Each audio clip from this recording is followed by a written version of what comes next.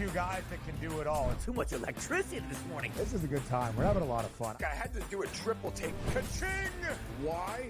Because of parity. I didn't mean to offend. Yeah, it's not going to happen. Load management is a dirty word. Let him rip. You know what? Circumstances provide the results. What? How do you do this once? Oh, Donnie, you got such a good show there. A network that is booming. The Early Line, only on SportsGrid. We got the NBA Cup going on. Not that anybody really cares per se about the NBA Cup. Now, I got to be honest with you. I actually did try to look of like, okay, like what does it mean like for the NBA Cup? Like who's playing for what here? And I lost interest and I gave up after about 30 seconds. And I was like, you know what? Whatever, dude. There's NBA games. Sports Rage tonight, only on SportsGrid. He also said that the Bears head coaching opening would be the most coveted job after the season. They'll let that guy stay. I heard today that they were very worried about screwing up Caleb Williams, so that he likes this guy Brown so much that they may let him stay as the head coach. What a disaster that'll turn into. Pharrell Coast to Coast, only on SportsGrid.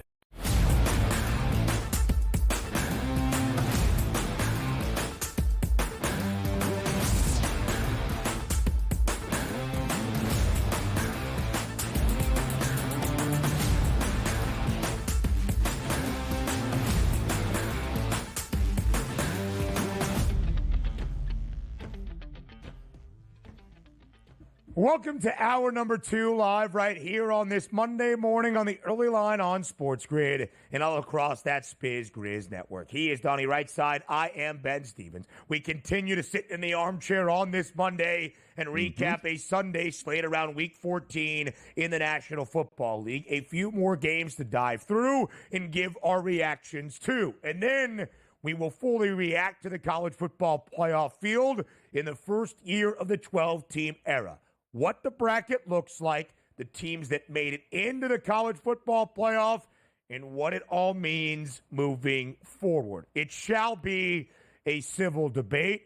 My safe word is still there if need be. And then to end out this second hour, a Monday Night Football preview, a Simpsons Monday night game at the Star, but really in Springfield between the Cowboys and the Bengals.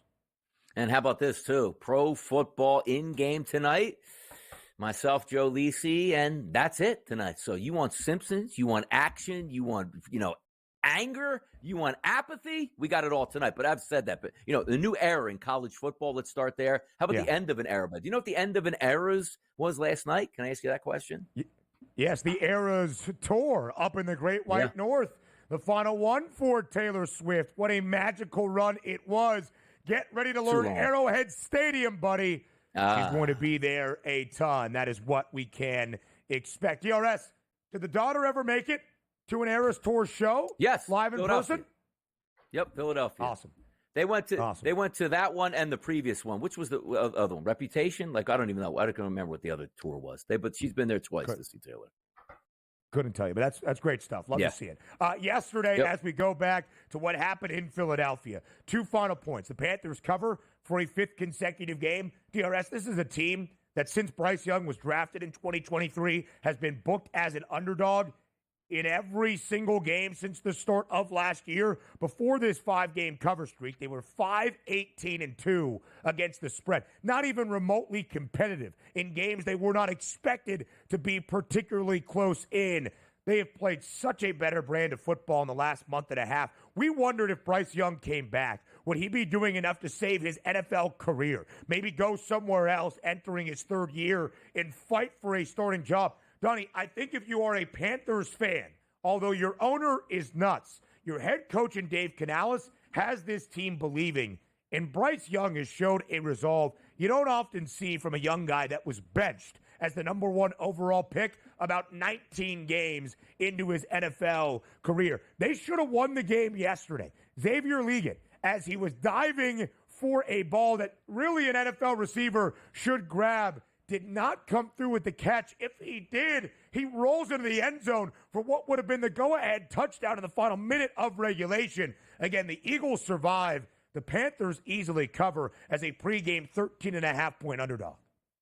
Yeah, interesting, game all the way out. And sometimes you can expect that you go on the road against the Rams, on the road against Baltimore, then you have a bad football team coming into your own building and you let down a little bit there. But the Panthers did play well. And we talk about, Bryce Young and the maturation process that you go through. Handling, saying, look, you're just not playing well, going to sit you down. But sometimes it's just about the players you have. Chuba Hubbard's a very good running back, and that's going to help him out over the next couple of years, him being there. But Adam Thielen coming back off the IR as a competent wide receiver that gets open every third down, that's nice to have. And the poison is it's not all on Bright. Give him some talent to work through some of these things, and you see that he can actually do it because you watch him in the pocket. He's got some quicks. You maybe don't think he's as athletic as he is, but when you watch him throughout his game, he's tough to sack. He gets out of the pocket. He throws well on the run, and he made multiple plays. You remember the 3rd and 11 play on their own 1-yard line where he basically is about to get sacked in the end zone, rolls out left, throws the ball over a linebacker in front of a safety for a big reception to kickstart that final drive. He's making impressive plays out there. You just have to back him up with a little bit more talent. And you're right. You're supposed to make that catch if you're a wide receiver. It bounced. And watching that from home, screaming at the TV because you couldn't tell in the initial play that was an actual drop. Thank goodness, because that would have been a crazy day today in Philadelphia. Talking about, forget about the passing game. How the hell do you lose that game? And great eyes from the official to make that call on the field, not needing replay in the final minute of regulation. And Xavier Legate is having a great rookie season as well for the Panthers. Just an unfortunate drop in a big spot. Saquon Barkley yesterday, DRS, a Philadelphia Eagles franchise record, 20 carries for 124 yards. He entered Week 14 needing just 109 yards to pass shady LaShawn McCoy for the Philly franchise record. He now has 1,623 rushing yards this year. A new Birds record.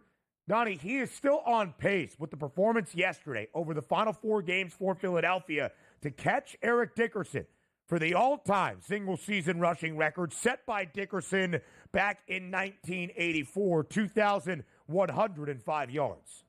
It's pretty impressive if he can come close. Now, granted, they're playing an extra game than what Eric Dickerson was playing back in the day, but that's the new wave. Same thing in Major League Baseball. Hey, home runs, you play an extra 10 games. Don't worry about it. He's still going to break that record. But also keep in mind how important that would be to Saquon Barkley, equally as important to that offensive line. They sort of wear that crown with him if they can get it done. So it's not just Saquon Barkley's call. That offensive line is going to be screaming you know what? You want to go into the record books and you want to, be that first team to do it. Like when O.J. Simpson ran for the 2,000 yards, I believe it was the Juice Factory is what they called the offensive line. They loved it even more than O.J. because, they just, stay up there, take the pictures. You will always be memorialized, and they want it just as much as him. But the interesting part is, the Philadelphia Eagles last year, Ben, went into Giants Stadium with nothing on the line and played against the Giants and got embarrassed and lost A.J. Brown to a knee injury and also got Jalen Hurts' throwing hand mangled in that game, which turned into an embarrassing loss in the playoffs on Monday Night Football. The Eagles know that in the back of their mind. You're not going to go into that final game having everything wrapped up outside of the bye and say, we got to play next week, but we're going to play just to get somebody a rushing record. I don't know if that's going to happen. So if he has to play, he's going to break it. If he doesn't have to play, I don't think it's forced. Philly has a 3-game lead to win the NFC East over the Commanders. They play Washington in Week 16, not the finale in Week 18, as DRS alluded to. Philly minus 7,000 to win the NFC East. Elsewhere, DRS, in the Commonwealth, a big matchup this upcoming Sunday between those two teams from the state of Pennsylvania. But yesterday, the Steelers enact some revenge. I don't think that is quite the correct score. Made it seem a little bit tighter than it was. It was the Pittsburgh Steelers winning 27-14 to even out a game against the Browns. They lost on a short week, on a snowy night in the land on a Thursday. The Steelers win 27-14, covering as a 6.5-point home favorite. Total of 43.5 stays under. Not quite the prolific offense from Jameis in the Browns as we had seen a week prior. No, and by the joke for me yesterday was like Mike Tomlin was furious last week that they scored that many points and Russ threw for that many yards. Let's get back to business here. $158 in the air, 2 touchdowns, no interceptions. That's Tomlin's perfect day, but they're better than the Browns. They were supposed to win that game. It was a revenge game. The Steelers were the better team, and you're right. Next week in the Commonwealth, Steelers-Eagles from Philadelphia. Come on. With a lot on the line and a lot of intrigue. Looking forward to that one. And, oh, yeah. It's not a 1 o'clock game. Your boy's going to enjoy this one. Absolutely. Yes, he certainly is. The Birds right now booked as a 4.5-point home favorite against the Steelers. DRS, for Russell Wilson and the Steelers, Pittsburgh has won 6 of the 7 starts that Russ has made. Yep. The Steelers overall, a 10-win football team. They have covered in all 10 victories so far this season. They have been a great cover team now 5-3 straight up and against the number as a favorite this season. Just the second under, by the way, in the 7 starts that Russell Wilson has made. Not prolific production offensively, really on either side yesterday, but Russ playing clean football, 158 yards and 2 touchdowns. The Steelers in the top spot and a favorite to win the AFC North. Philadelphia in the top spot and a favorite to win the NFC East. The rest of the Sunday slate up next. Live right here on the early line on SportsGrid, including overtime in South Florida. We'll break it down up next on TEL.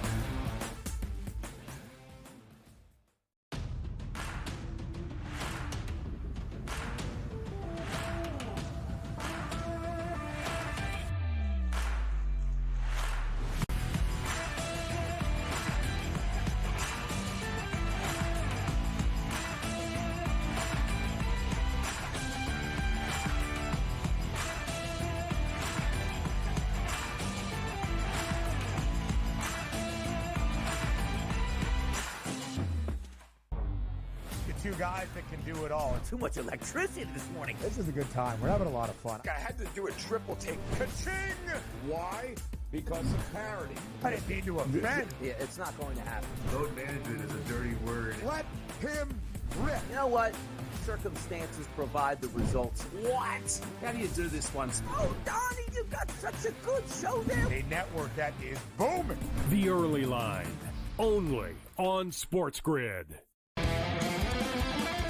We got the NBA Cup going on. Not that anybody really cares per se about the NBA Cup.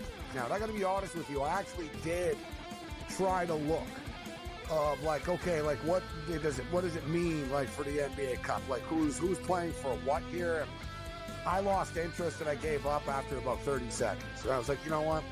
Whatever, dude. There's NBA games. Sports Rage tonight, only on SportsGrid.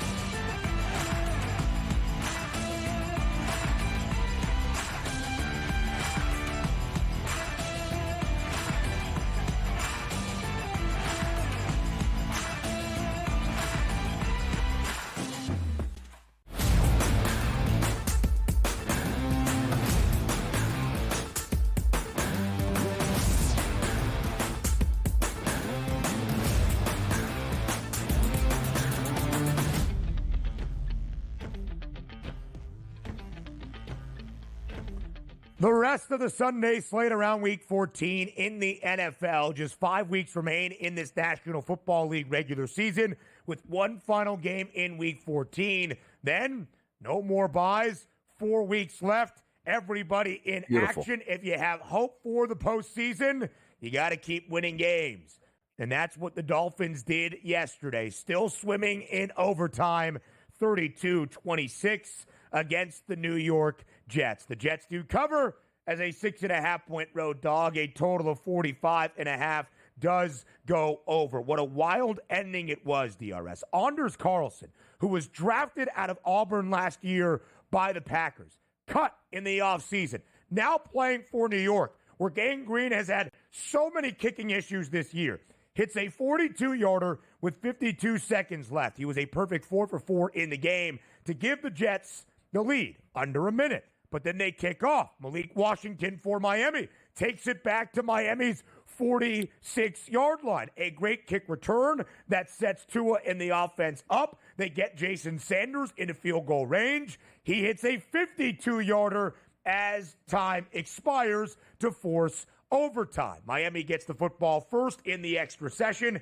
8-play, 70-yard drive, 10-yard touchdown pass from Tagovailoa to Jonnu Smith. The Dolphins win it in OT in a game they absolutely had to have. They go and get.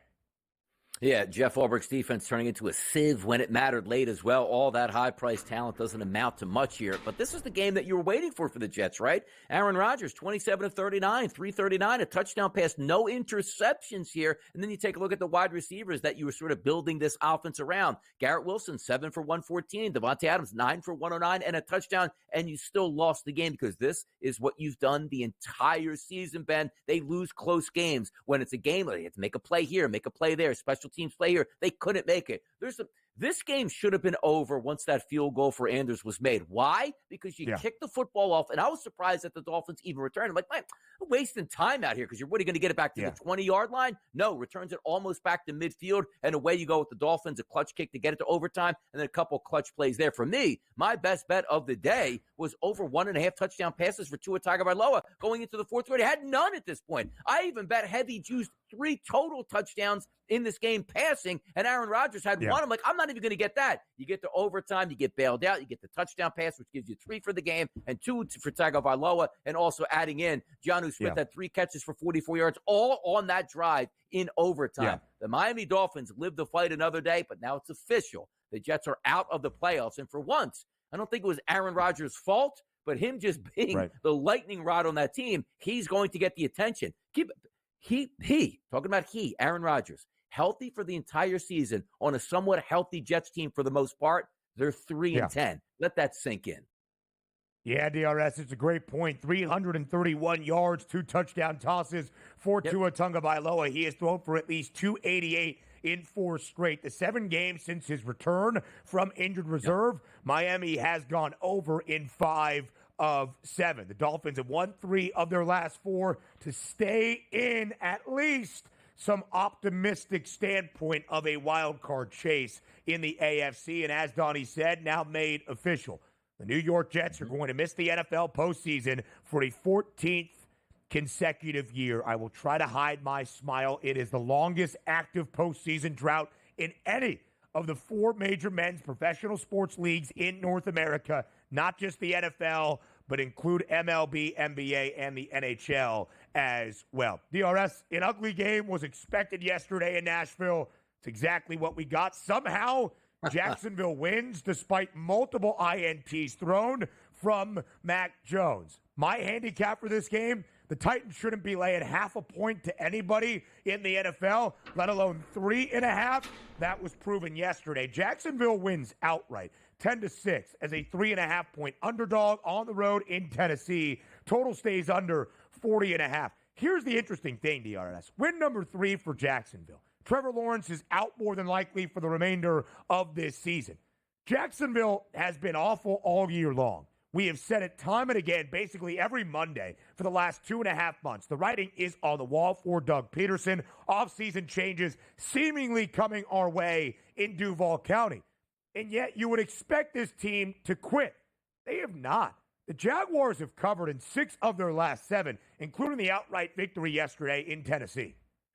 Yeah, again, the Jacksonville Jaguars winning games they're not supposed to win because you want a higher draft pick. It's just always hilarious. Like, oh, we won. Right. Oh, no, we won. Like, that's what your fan base gives you. But the Tennessee Titans yesterday, again, a Will Levis performance. We went 19 of 32 for only 160 yards, but no touchdowns, but better, no interceptions. My favorite rating here is for him is a QBR of 20. which says, wait a second, he didn't really make mistakes. And they go, yeah, he missed everybody wide open and missed every read possible and checking it down because of how afraid he was to make mistakes in that football game. That's the funny part. Like, God love Will Levis. He's got a national commercial with mayonnaise. I have no idea how it works out. Yeah. He is so talented.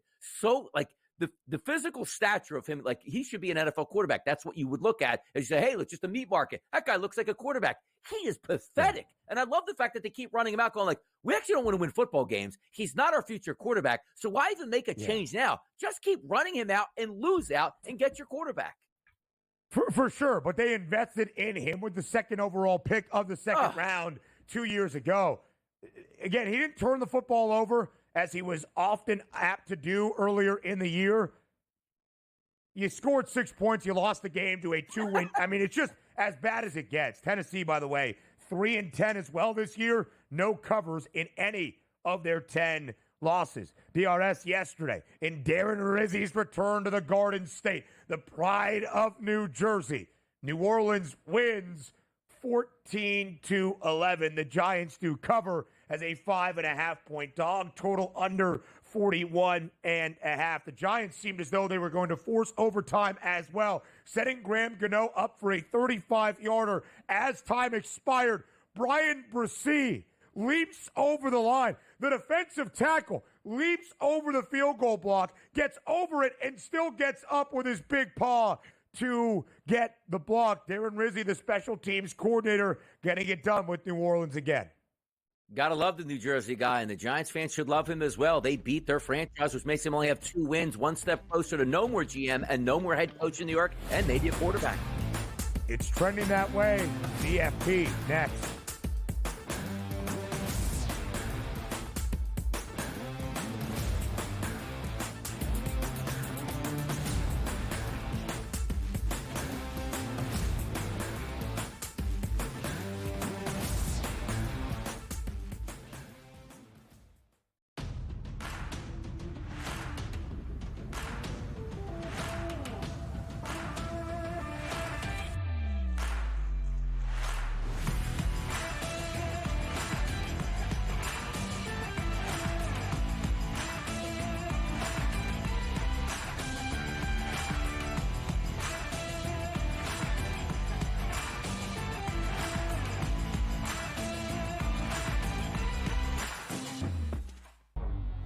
Two guys that can do it all. Too much electricity this morning. This is a good time. We're having a lot of fun. I had to do a triple take. Ka-ching! Why? Because of parity. I didn't mean to offend. Yeah, it's not going to happen. Load management is a dirty word. Let him rip. You know what? Circumstances provide the results. What? How do you do this once? Oh, Donnie, you got such a good show there. A network that is booming. The Early Line, only on SportsGrid. We got the NBA Cup going on. Not that anybody really cares per se about the NBA Cup. Now, I got to be honest with you. I actually did try to look of like, okay, like what does it mean like for the NBA Cup? Like who's playing for what here? And I lost interest and I gave up after about 30 seconds. And I was like, you know what? Whatever, dude. There's NBA games. Sports Rage tonight, only on SportsGrid.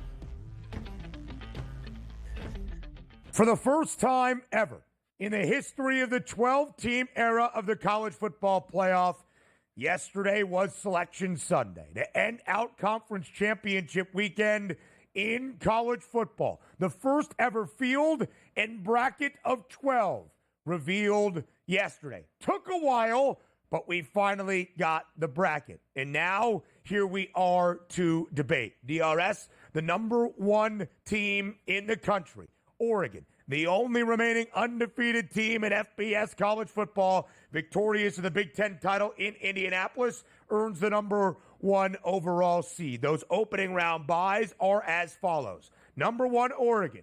Number two, Georgia, who won the SEC championship on Saturday. Number three, Boise State, victorious in the Mountain West title game on Friday night. And Arizona State, the number four seed, that fourth and final opening round bye after winning the Big 12 title on Saturday afternoon in Arlington. Let's start with the opening round buys. What did you make of them in the first ever college football playoff bracket? When we first heard about the 12-team playoff coming in, everybody was excited, as they should be, because it's much better than 4-2 and what we were doing in the 1980s and previously before that. However, everybody saw this coming. Yes, it's okay that you get an automatic bid if you win your conference. We understand that. That's part of it here. You should get the fruits of your labor pay off. But at the same time, it shouldn't be that Arizona State or maybe Boise State moves into that top four here when other teams technically would be better. It should get you a seat at the table, but not the automatic bye at this point. But I don't have any issues. This is the way we're playing under the rule structure here, that if you are going to win your conference, you are going to move in and get one of those buys, and that's what we're seeing play out right now. Yeah, absolutely so, DRS. And I think a couple of things can live in harmony, right? This is the first ever 12-team college football playoff. This format needs a few fixes. I think we can all say that, yes, they still are trying to incentivize and make significant conference championship games as they should be. Should it earn you an opening round bye as that guaranteed bye if you win a conference title? I'm not so sure. An automatic berth to the college football playoff field in the 12-team bracket? Fine. Guaranteed opening round bye? I am not so sure.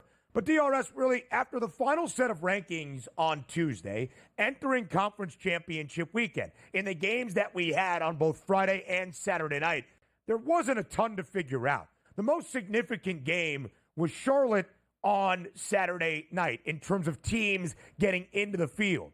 If SMU won, Alabama would probably earn that final at-large bid into the college football playoff. If Clemson pulled off the slight upset in the ACC title game, would it be SMU, the loser on conference championship weekend, or Alabama earning that final at-large berth?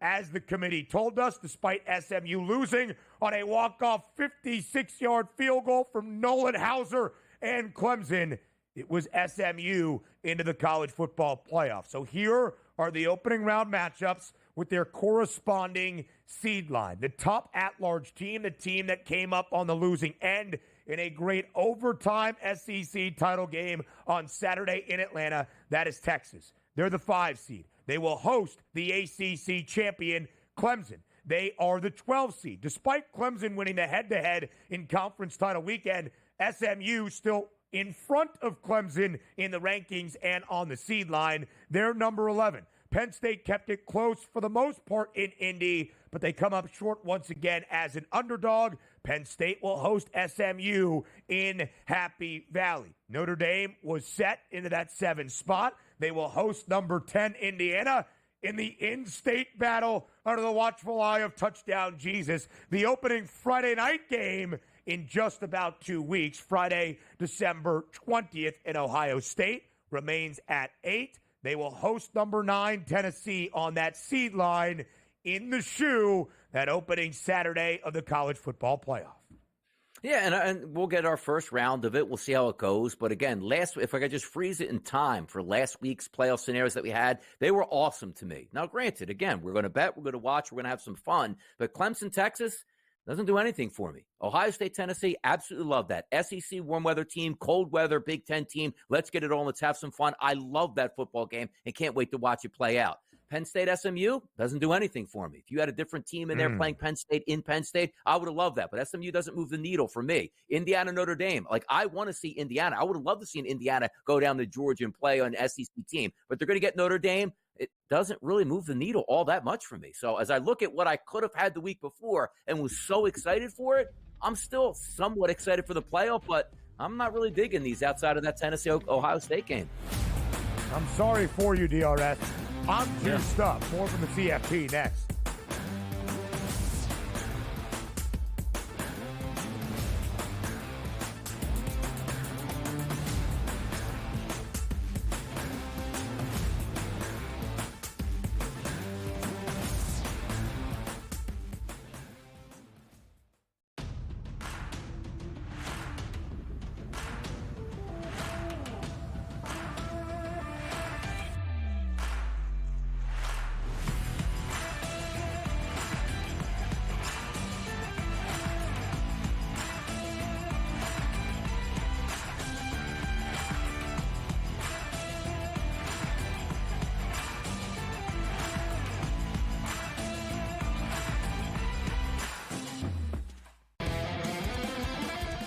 got the NBA Cup going on. Not that anybody really cares per se about the NBA Cup. Now, I got to be honest with you. I actually did try to look of like, okay, like what does it mean like for the NBA Cup? Like who's playing for what here? And I lost interest and I gave up after about 30 seconds. And I was like, you know what? Whatever, dude. There's NBA games. Sports Rage tonight, only on SportsGrid. OU is definitely better than Syracuse. Miami's lost by 4 and by 5. But that offense is so good. Right. You cannot run away from them. But the perception is, if we're talking about those two teams, Oklahoma's just this blue blood program, and Syracuse and Georgia Tech are not. Right. So that's why we give you a reason then to keep out Miami from the playoff. Game time decisions, only on SportsGrid.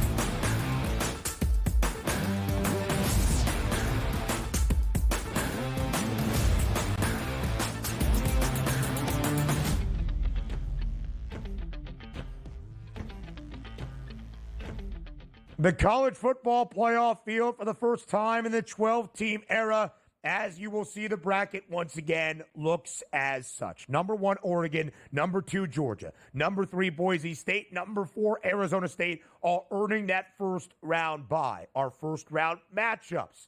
Number 5, Texas, the top at-large team, will host the ACC title winners in Clemson. SMU played in conference championship weekend, lost in the ACC title game. They will take a visit to Beaver Stadium, and Penn State, the losers in the Big Ten title game in Indianapolis. The 7th seed is Notre Dame. They will host in South Bend their in-state foes in Indiana. First matchup between the Irish and the Hoosiers since 1991. Ohio State and Tennessee, both idle on conference title Saturday, but firmly into the field even before conference championship weekend began. Ohio State will host Tennessee in the 8-9 matchup at the Shoe. DRS, there wasn't a ton to debate on Sunday, despite the CFP reveal broadcast really making us wait for about half an hour. It led to SMU's head man, Rhett Lashley, even saying, "Thanks, guys, for building up the drama," despite a Brett McMurphy tweet leaking out from sources who earned that final at-large berth. It was SMU.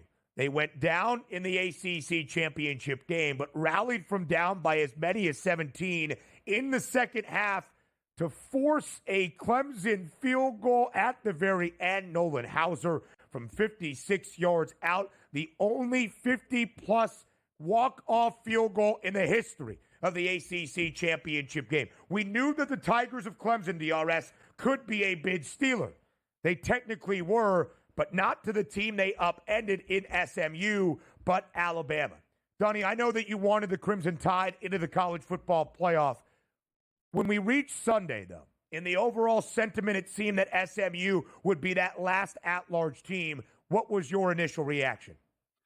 Well, now at least I don't have to watch the game where SMU plays in. That was my initial reaction at that point. But they are deserving to play in. But also, you know what I want to see play out, Ben? If they would have lost by 7 points or more, which they would look like they were destined to do, I think that might have shifted a little bit. So I think the committee was like breathing a sigh of relief that they came back and made it where it was like, not even, Ben, where you're down 10 points with 10 seconds to go and you scored the late touchdown to make it 3. Like, no, like that game was tied up where Clemson had to make a 55-yard field goal to get in. Yeah. So under the guise of, and you saw the odds, particularly in the FanDuel Sports book, is when we were doing the show live an hour before the show, it was minus 1,000 for SMU to get in the playoff.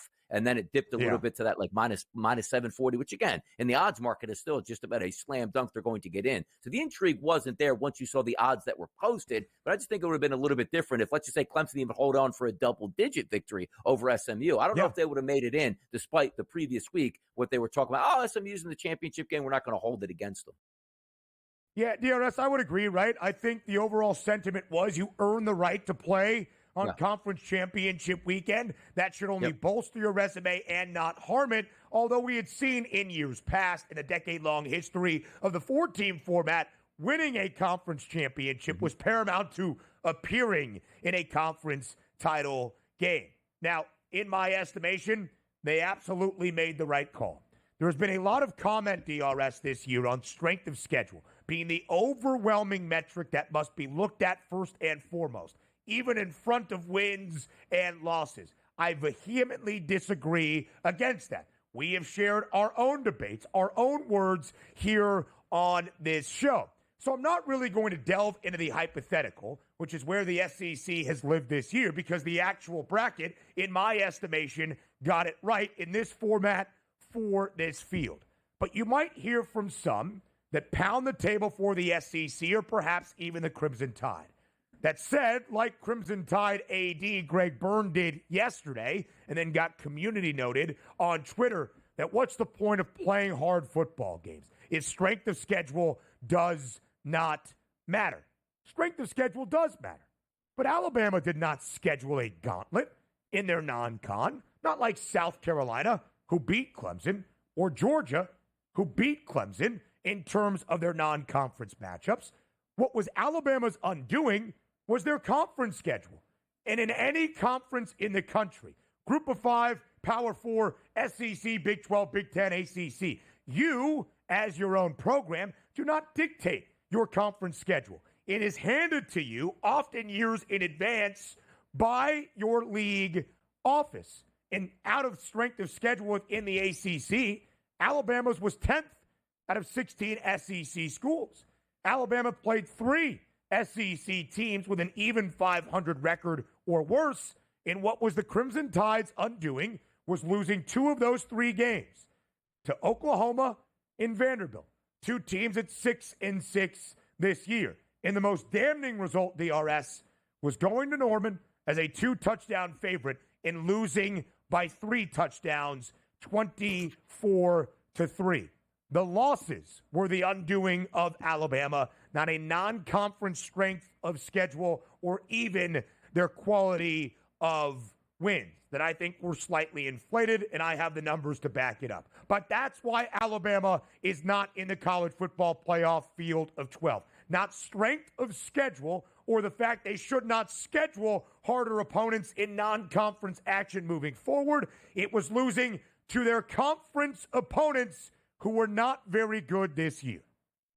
Yeah, and there's something to be said about that, because I think he's right. Like, in the future, like, we've seen Alabama play a lot of big opening kickoff games. They should no longer do that, and nor should anybody else in college football. Like, if you're playing under this magnitude where you're just trying to rack up wins, you should schedule 3 FCS games to even start the season without even thinking about going, because Wisconsin was supposed to be a decent football team, or what you thought, but in the past, they played USC, they played Miami, they scheduled some pretty tough games. Same thing where you see, like, LSU open the season. No longer should an SEC team or any other team even try to cross over to another conference and even risk a loss at that point here. And also, to your point, you can't lose to Oklahoma. I understand that. But 6-6 Oklahoma in the SEC might be a 10-win team, let's just say, in the ACC. So there is something to that. But if you are going to play under the way it's developed now, you cannot schedule anything outside of your conference anymore for any other conference. It doesn't help you out. Like college basketball, it's like, hey, it's fun watching these teams tangle. You have 30 to 35 games to rectify that and put that on your resume as a bad loss, a good loss. In college football, you can't do that anymore. So the fact that you're even scheduling a team with a pulse, I would question my AD as a head football coach.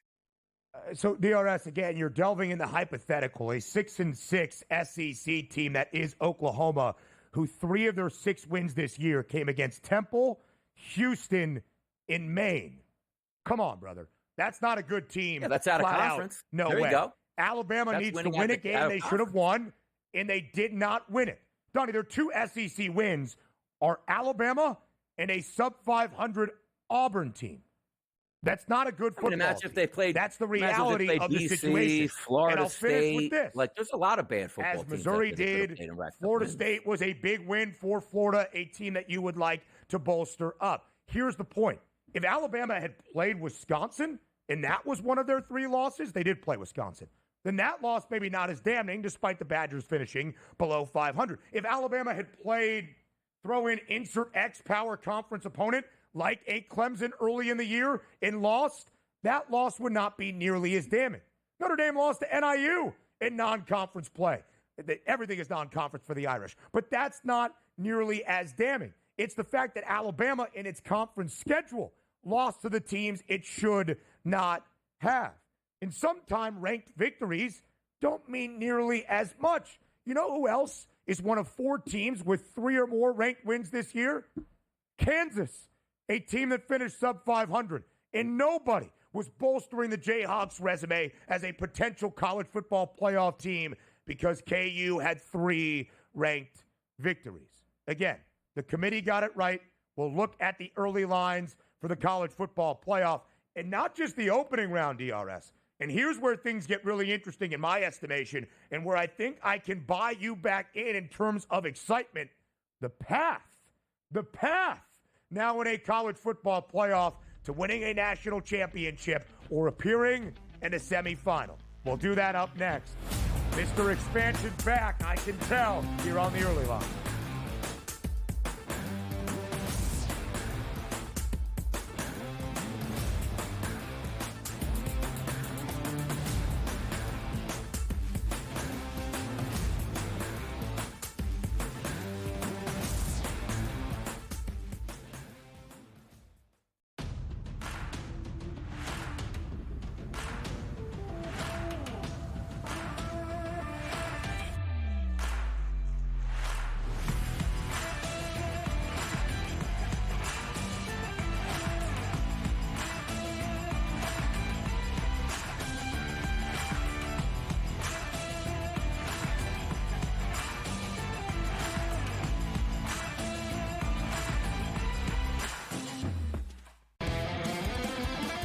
We got the NBA Cup going on. Not that anybody really cares per se about the NBA Cup. Now, I got to be honest with you. I actually did try to look of like, okay, like what does it mean like for the NBA Cup? Like who's playing for what here? I lost interest and I gave up after about 30 seconds. And I was like, you know what? Whatever, dude. There's NBA games. Sports Rage tonight, only on SportsGrid. OU is definitely better than Syracuse. Miami's lost by 4 and by 5. But that offense is so good. Right. You cannot run away from them. But the perception is, if we're talking about those two teams, Yep. Oklahoma's just this blue blood program, and Syracuse and Georgia Tech are not. Right. So that's why we give you a reason then to keep out Miami from the playoff. Game time decisions, only on SportsGrid.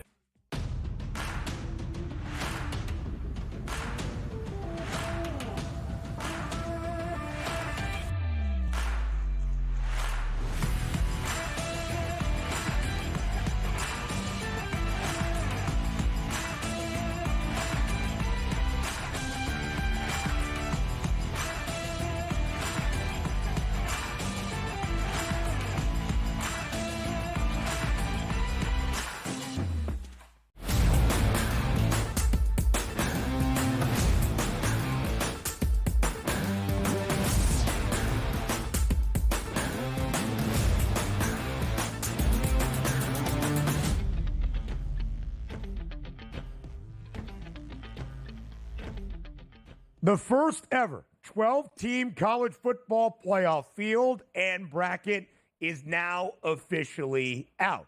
In DRS, we can debate who got into the field or the format, but in this current season's format that I do think is going to be changed moving forward, it is really interesting now, like we do in the NCAA tournament during March, to paint forward the path to winning a national championship or a Final Four or semifinal appearance. Because that's one of the interesting things about this bracket. You could argue, and I think you would be sound in doing so, that the number 1 overall seed in Oregon, the only undefeated FBS program this year, a perfect 13-0, winning the Big Ten championship in the Ducks' very first year in the conference, has a much more difficult path as they await the winner of Ohio State and Tennessee in the quarterfinal round than Penn State, who's the 6th seed, or even another team that earned the opening round bye via winning a conference title, the number 2 seed in Georgia. All of that now a part of the conversation that the bracket has been decided. Yes, and I'm excited to see how it plays out. But also, Ben, as I talked about many times, if you are going to say, all right, the top 4 seeds get a bye, which is great because why are you on a bye? You can't lose the first round game. But there is no more incentive after that bye because you might ask some of these institutions like, hey, Texas, would you rather have had the bye or would you rather play at home against Clemson? The fan base overwhelmingly, like, put us in a playoff home game here. Watch how much money we make on our stadium. Then we'll move on to the next game at a neutral site. So when you go up and down the list, you didn't really benefit for Oregon being number 1, who by far clearly the number 1 overall team in the country, deservedly so. They look great all season long, look great against Penn State, even with that Penn State comeback. And their prizes, Tennessee and Ohio State. And you go like, oh, you know what's a great prize? We already beat Ohio State in our own building by 1. But we are number 1 in the country, and we won that game. So let's have the rematch in our own building again and see if Ohio State can win it. And you don't. You played at the Rose Bowl. Now, yes, Ohio State's not a foregiving conclusion of going to beat Tennessee, but that's not a rite of passage. And then you take a look at teams simply like, Boise State is one I keep bringing up here. Let's just say Penn State does win that game against SMU and they play in the Fiesta Bowl. I understand it's out on the West Coast, particularly there, but Penn State is going to outnumber Boise State fans 85% to 15% in that game. What sort of home field advantage is that when I keep bringing up, like, even though I don't think Boise State technically should be in the playoff in that bye week here, but at least if they're in it here, give them an advantage and play it at Albertson Stadium up there on the blue turf in the cold weather and give them an opportunity to have home field advantage. And that's my only gross here because it will get worked out in the future. But this year, why you're trying to set up why you got that bye and how important it was. It wasn't really important to begin with, particularly if you're looking at playing unbelievable teams. And we're like, Georgia's, hey, got to bye, woo! And it looks like they're going to play just based on the odds, Notre Dame, but not in their own building. It doesn't make sense. So, DRS, again, I think you're making very sound points in terms of how this format needs to change moving forward. I think the earning and guaranteeing an opening round bye because you are one of the 4 highest-ranked conference champs into the field is something that could be solved rather quickly. You want to incentivize conference championship games. Still could lead to an automatic berth for those teams that, if ranked high enough, could still host a CFP opening round game, which I would agree. Being on the Smurf turf in the blue for a college football playoff game, absolutely awesome. Just to say, and I think the committee probably would have changed some of the rankings because the rankings, again, different than the bracket and those seed lines. If we just did rank the top 12, right? Top 4 teams earn the opening round bye. Those opening round byes would be number 1, Oregon, number 2, Georgia, number 3, Texas, number 4, Penn State. You would have Notre Dame hosting Arizona State. You would have then Ohio State hosting SMU. You would have Tennessee hosting, I'm doing something wrong here a little bit, but that's all right. Anyway, Clemson is involved. Never mind. Notre Dame would host Clemson. Then you would get Arizona State to Ohio State. Tennessee hosting SMU. Indiana hosting Boise State. You would have that opportunity, though, for a team out of the Big 12, out of the Mountain West, like we are seeing here in ASU and Boise State, still having a chance to earn a berth in maybe hosting a game. I think the rankings would be different if that was the format. It is not. So let's focus on what we actually have and in the reality.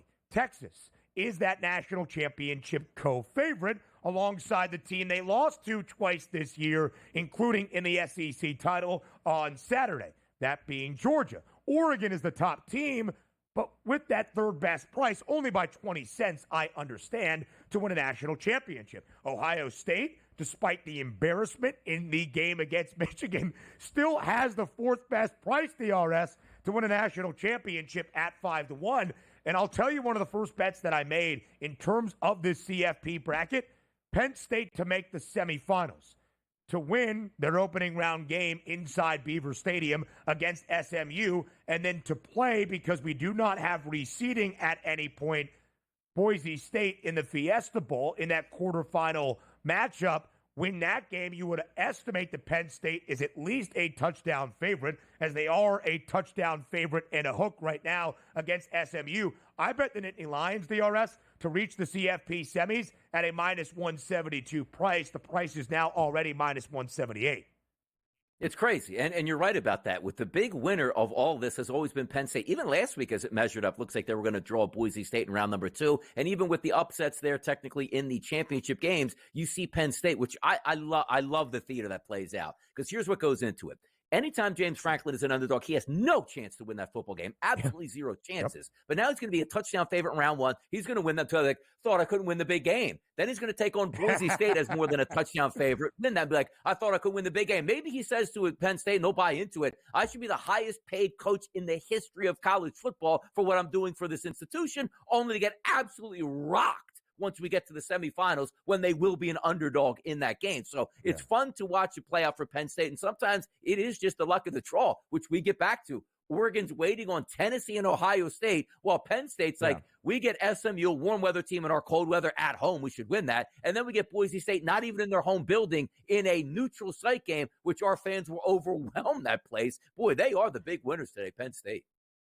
And listen, a lot of people are miffed, and I think rightfully so, that number 1 Oregon could draw Ohio State in a rematch or even Tennessee in that quarterfinal matchup at the Rose Bowl. But that happens in the playoffs, in formats in professional leagues, and even in the NCAA tournament. You get a team that shouldn't be a wild card that is. More on the early line next.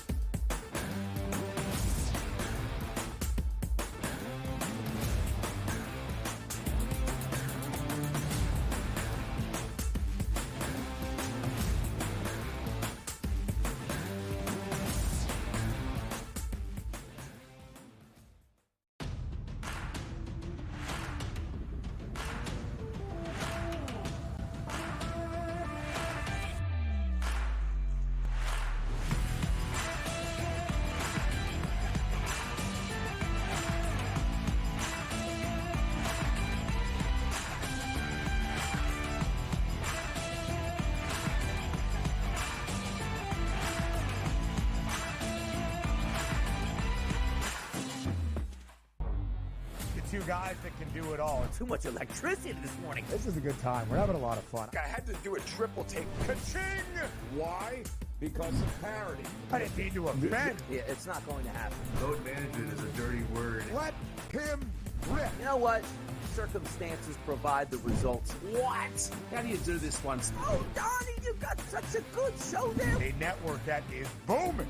The Early Line, only on SportsGrid.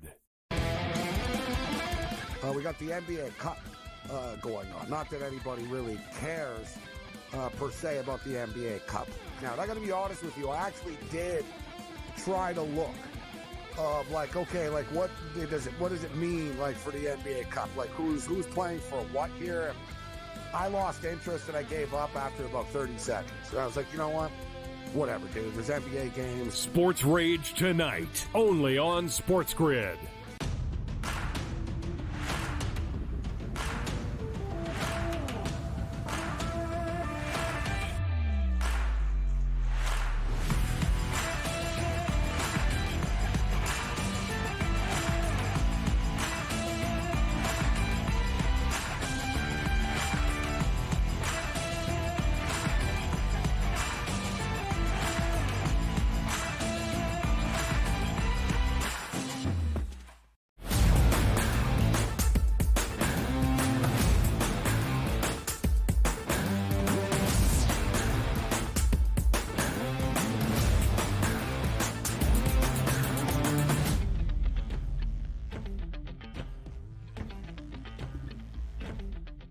The final game of week number 14 in the National Football League on a Monday night in Dallas. Maybe a few weeks ago, certainly at the start of the season, this game would seem like a wonderful marquee matchup at this time of the year, second full week of December, playoff implications, right? And not so much. Both teams technically are still alive. Neither has been eliminated, at least technically or officially, but in our hearts, in our minds, we know, hey, it's still football.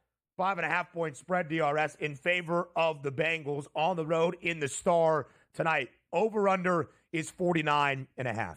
DRS, oftentimes they say in handicapping, motivation can be fraudulent. You can't quantify motivation. He can't quantify mentality for the most part among a locker room with a coaching staff. But I think motivation plays a huge factor into this handicap. Do the Bengals have any more life? Again, not eliminated, but at 4-8 and losing what was their Super Bowl of many Super Bowls this year, last week at home to Pittsburgh off the bye, does Cincy really have any belief they can be a playoff team? Now, the Cowboys have actually won 2 straight games and have looked decent against mediocre competition, or not even mediocre, beating the Commanders a couple of weeks ago. They're 5-7. They've had some time off. Can they make a run at a place at the Star? They've won only 1 game this year. That was, of course, on Turkey Day against the New York Giants. DRS, how are you approaching this Monday night finale to Week 14? From a prop perspective, like, you might look at these two teams as being bad, but there's a difference between, like, let's just say, I don't know, like we would have watched yesterday. Let's just say Monday Night Football tonight was the Jacksonville Jaguars and the Tennessee Titans. 2 teams going nowhere, but boy, are they boring teams. You have 2 teams right now going absolutely nowhere and so much fun to try to handicap because neither of these defenses can get a stop and both of these offenses can move the football. Well, hey, Cooper Rush on the other side. Well, Cooper Rush settling in here. He'll probably throw 45 times tonight. The Cincinnati Bengals defense, they can't stop anybody. So you might get a glimpse of what the Dallas Cowboys hoped to have had in the previous parts of the season as an offense that was moving up and down the field, even without Dak Prescott. And then you flip it over to the other side. The one thing that you have to say, professional players will give you their best effort for the most part. Defenders, maybe not so much, and some business decisions out there making tackles or not making tackles could take place. But make no mistake about it. Quarterbacks, running backs, pass catchers, they want their yards. They want their stats. You don't think T. Higgins is going into this game going, I'm a free agent next year. I need to ball out and keep those numbers high. Or Jamar Chase going like, I'm going to absolutely break the bank of this franchise. I better keep performing under my numbers. And Joe Burrow out here is having a sensational season already. You think he wants to go out there tonight, go 15 for 34, 2 interceptions, and $174? Absolutely not. And the same thing with Cooper Rush, trying to stay in the league. Rico Dowdle try to prove he's an NFL running back. CeeDee Lamb, you know he got paid and wants to prove his weight here. Brandon Cook's finally coming back to give you an honest effort on the opposite side now. There's plenty of juice to get involved in this football game, even if both of these teams absolutely stink out loud, Ben. And DRS, maybe some points then in the offensive production. The Bengals have played to the over in 9 of 12. To your point about the Dallas Cowboys with Cooper Rush under center, let that guy air it out. They have gone over in all 3 games, or their last 3 games, I should say. When did Dak get injured? Against Atlanta? So Cooper's first start was against Philadelphia. They only scored 6 points, and that game stayed under. But the Cowboys have gone over in 3 straight. 3 consecutive, though, DRS, back-breaking losses for the Bengals. The 1-point defeat to the Ravens. The Sunday night game in L.A., they lost on a late touchdown from J.K. Dobbins. And then, of course, after the bye last week against the Steelers, where we expected at some point, even being 4-5 after the winless 0-3 start, the Bengals would find that resolve just to eke out wins, to improve the overall record, to have some hope of being a playoff team. That has not happened. It has gone the other way. How much belief is left in a team, Donnie, the odds makers are asking you to lay 5.5 points with on the road? Here's what I will say. Cincy on the road, so much better. 5-1 against the spread this year, but often an underdog. The Cowboys did beat the Giants on Thanksgiving for their first home victory. It was their only home cover as well. They're 1-5 against the spread in the Star this year by an average cover margin of not looking good, negative 17.1 points per game.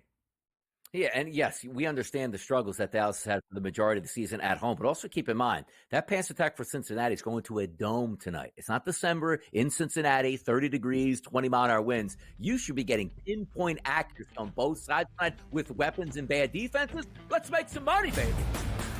All offense, from perspective when hour 3 starts next.